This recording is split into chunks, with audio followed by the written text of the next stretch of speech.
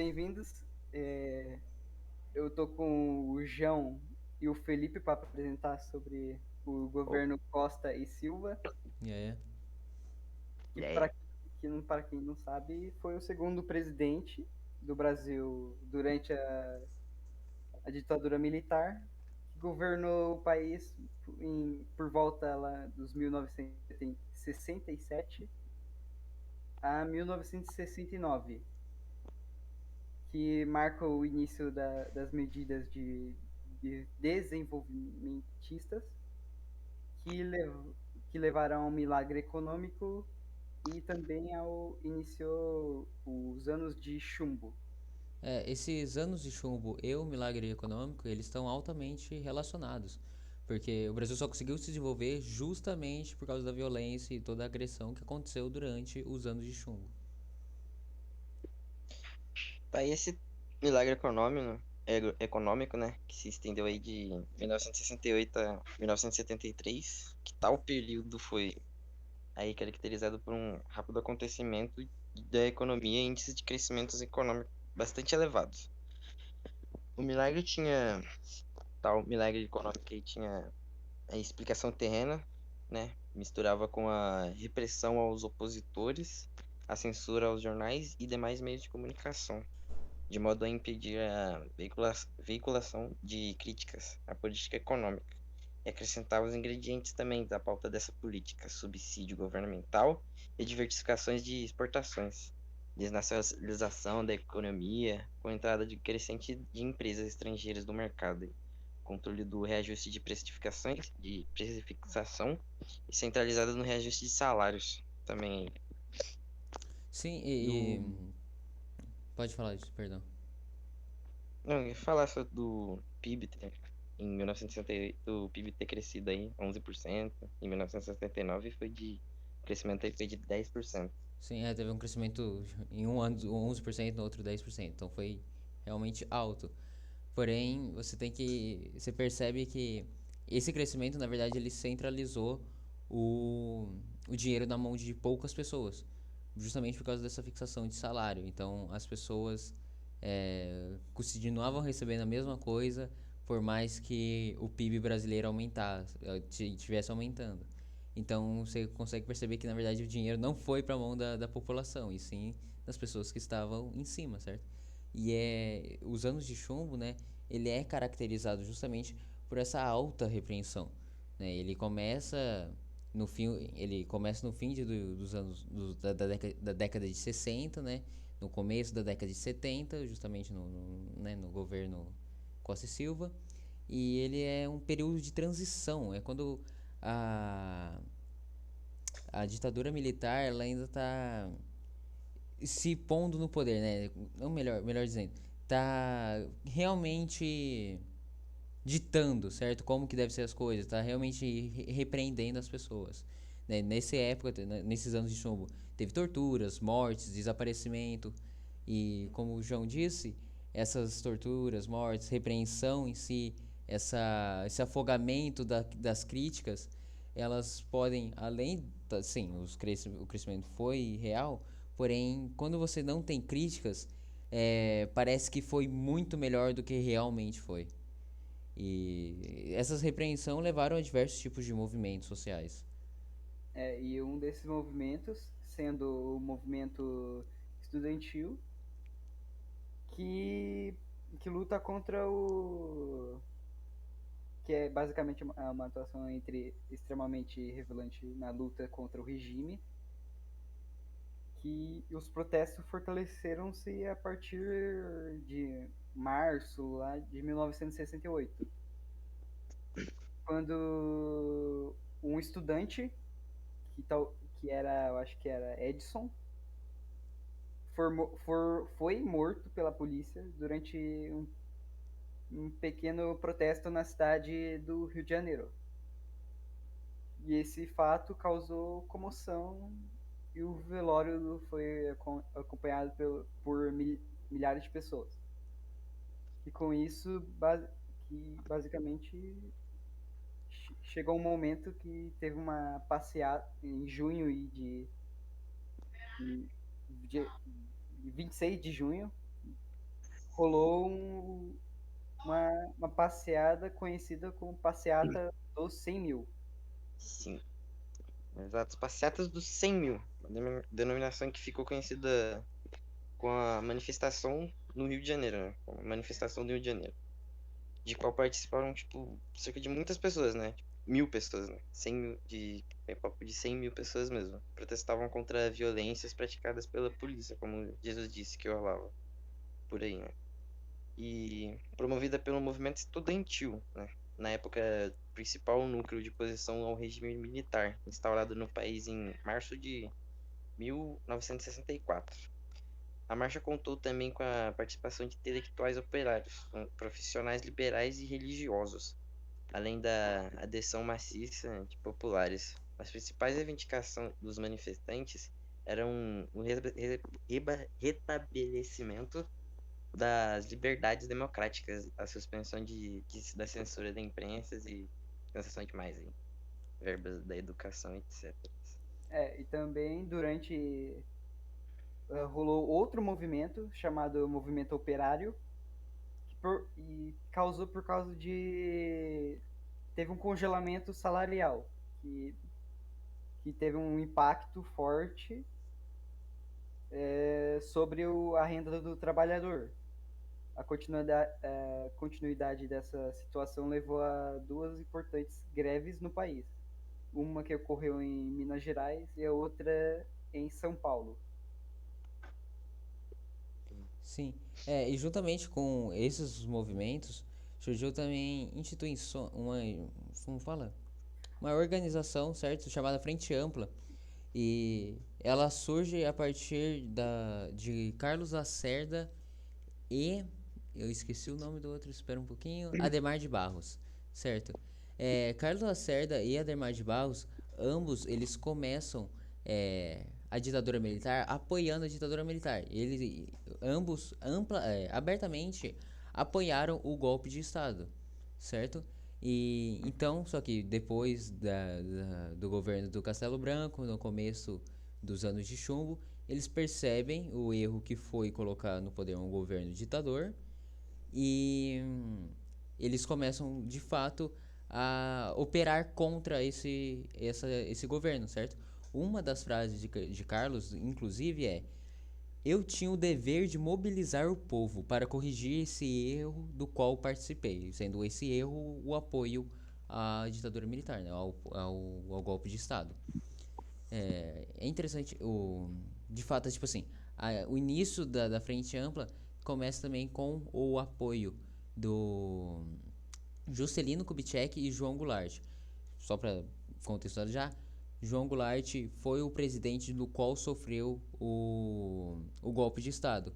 Então você vê aí nessa frente ampla 3, 4 pessoas que começam a ditadura militar com visões amplamente distintas, certo?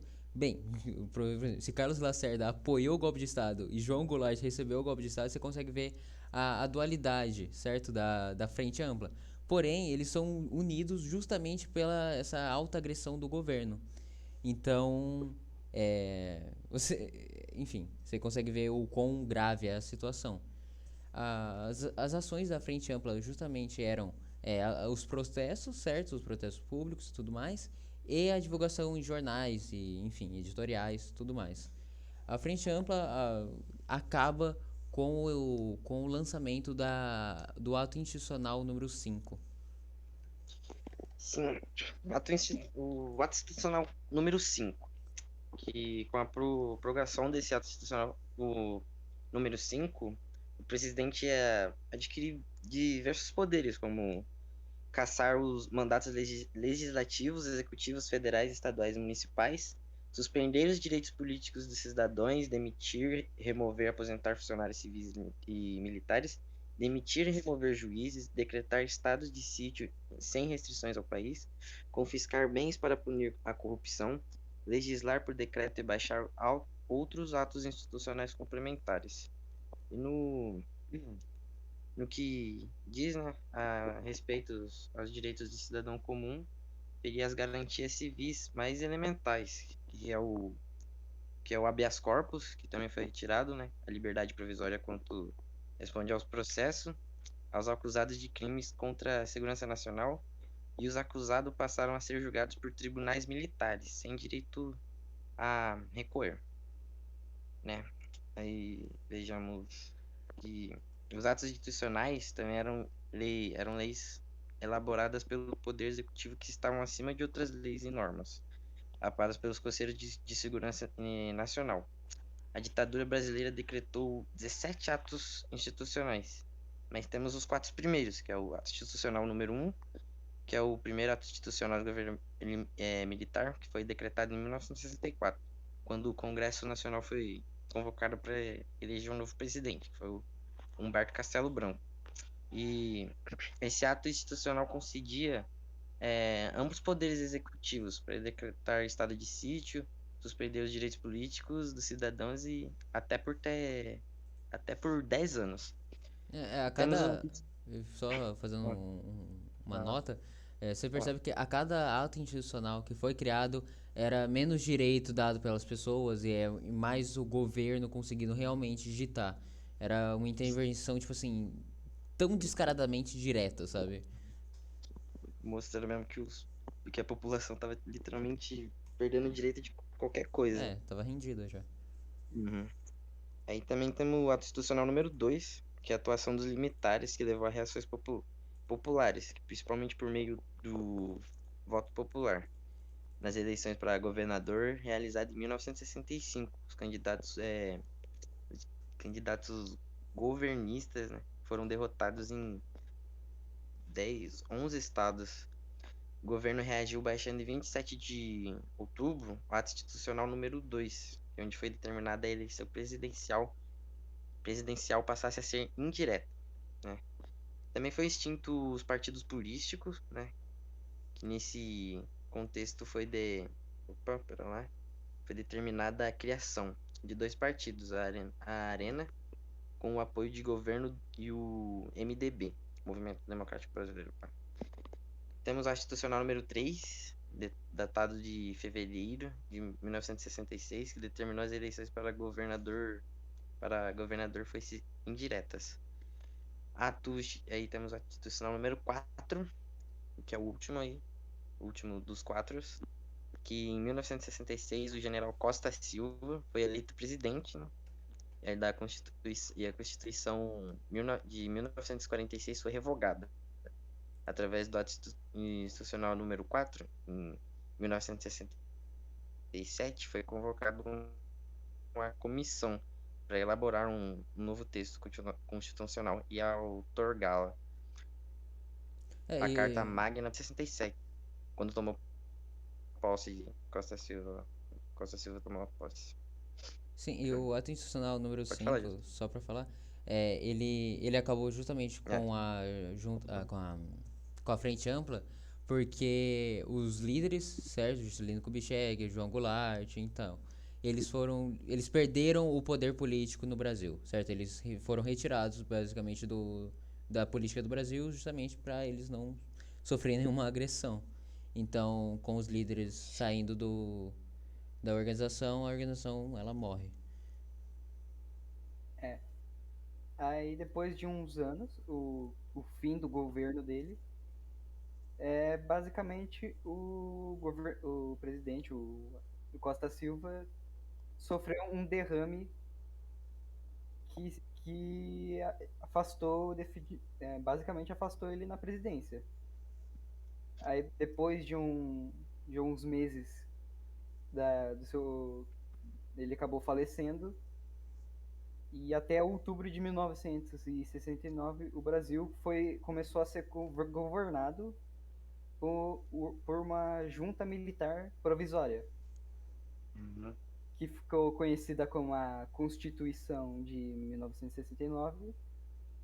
Possuía, pre, possuía próprias de uma Constituição. Reforçou os atos institucionais e ampliou o mandato presidencial para 5 anos, além de ter implementado outras medidas.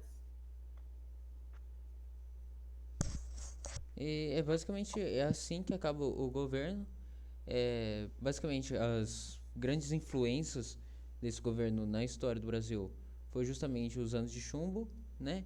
E o milagre econômico. E na verdade, essa dualidade é que você vai encontrar as pessoas é, elogiando, não, melhor, promovendo uma ditadura militar, algo assim, justamente por causa desse milagre econômico. Só que as pessoas ainda, elas não conseguem entender a parte do anos de chumbo. E vocês É, concordam comigo, né? Sim, sim, não, total. Do, tipo, eles não têm a noção do quanto a população não tem voz na ditadura militar. Eles não têm, pode fazer nada. Sim, tipo assim, foram diversos movimentos, diversos massacres que ocorreram a partir desses movimentos. E mesmo sim. assim, tipo, enfim, no As pessoas mínimo, conseguem em concordar que isso foi muito bom. Tipo, nossa, ajudou muito. Mas, é, tipo, não foi legal, cara. como você disse, foi o Bernard que falou sobre os movimentos operários, Sim. é, e juntamente com o Milagre Econômico falando sobre a fixação dos, dos salários. Hum. Então a gente tem de um lado os dados do PIB crescendo, do outro a fixação dos salários e a revolta dos operários. Então, mesmo que uma ditadura militar acontecesse nesse momento, a economia do Brasil como um todo subiria, sim, mas da Hum. população, não, sabe? É a mesma. Ficaria até pior, né? Exato. Só pioraria, velho. Também Mas ia rolar muita tortura. Enfim. ia ser uma merda, mano. Realmente, ia ser muito ruim. A cada. Foi o que eu falei também anteriormente, né? A cada ato institucional tirando menos direito das pessoas e colocando mais poder na mão do governo. E tipo, foi uma gradação que aconteceu muito rápido, né? Enfim, é quase exponencial. Uhum, sim, exato. Mas é basicamente isso. A não ser que você tenha alguma adição, Bernard. Não, eu não tenho, não. Não, é isso. Esse foi o governo Costa Silva. É, Bem, tem todas as características, né, dos outros governos da ditadura militar, com Uhum. esses pontos do ano de chumbo, e basicamente é isso. Obrigado É, por assistir. É isso. obrigado. Obrigadão. Valeu, rapaziada. Tamo junto. Yeah. Vai, Flamengo. Meu Deus, é o Igor. Chama assim o Igor, mano. O Igor 3K, pô. Ricardo é isso.